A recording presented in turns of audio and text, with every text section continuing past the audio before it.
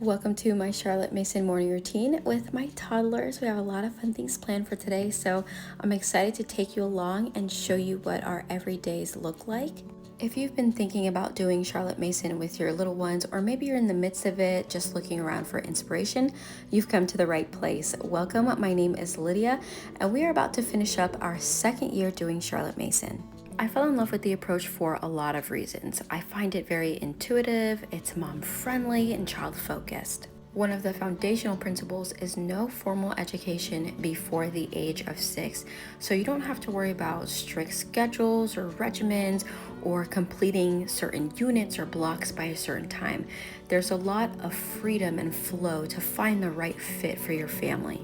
For us, this looks like very calm, slow morning wake-ups.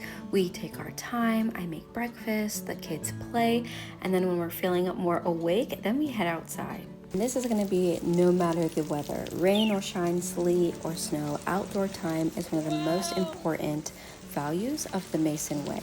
From her books, there's a famous line. It says, "Never be within doors when you can rightly be without."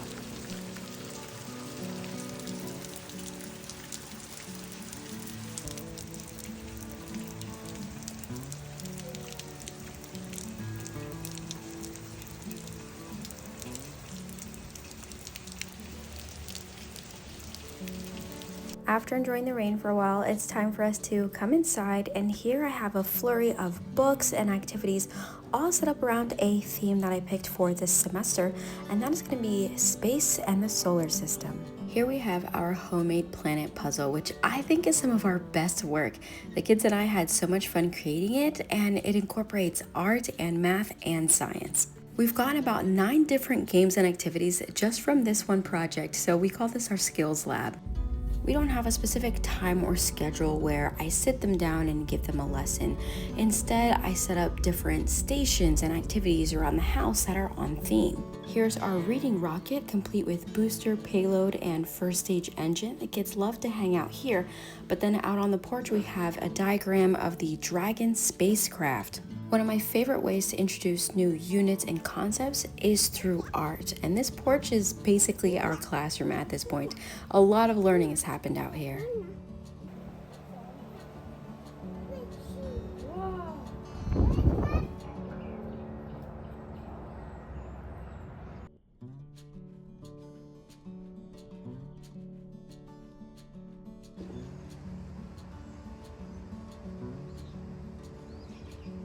As we've completed different themes, the teacher and me couldn't help but write everything down. So I actually assembled these little learning units by season. I have it on my blog, so if this is something you're interested in, if you're looking for a little bit of guidance, a little bit of extra help, go ahead and check out my blog. I'll leave it in the description.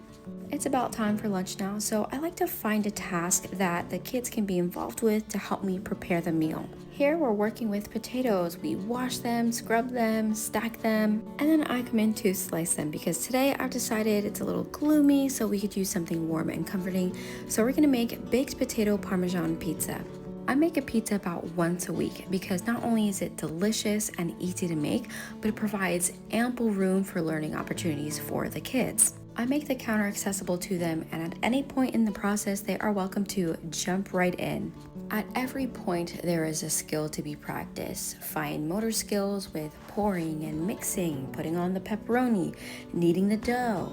It allows them to touch and feel and squish and push and just experience all these different textures and sensations. I make it a point to narrate what they're doing, what they're seeing, what they're touching, what they're smelling. It's such a rich sensory experience that I'd recommend this for everyone who has toddlers. It's such a fun activity, and it also helps to build skills really quickly. One remarkable fact that I learned in teaching is that a child who's learning something through play will be able to grasp the concept in just 7 times, whereas a child learning it in a more formal and lesson type of way, an instruction way, it'll take 60 times, 60 reps for a child to learn that same skill that he could have learned it in just 7 times through play, and that's always stuck with me. And it is this concept I believe legitimizes Charlotte Mason's approach to education scientifically. Dad only had a half day of work today, so that means we're doing something a little different. I'll share our typical afternoon routine in a different video because today we are headed out to the disc golf course to enjoy some fresh air, sunshine, and family time. So that's going to be it for today. Thank you so much for watching. If you'd like to learn more about Charlotte Mason, subscribe, leave your questions in the comments, and I'll see you in the next one.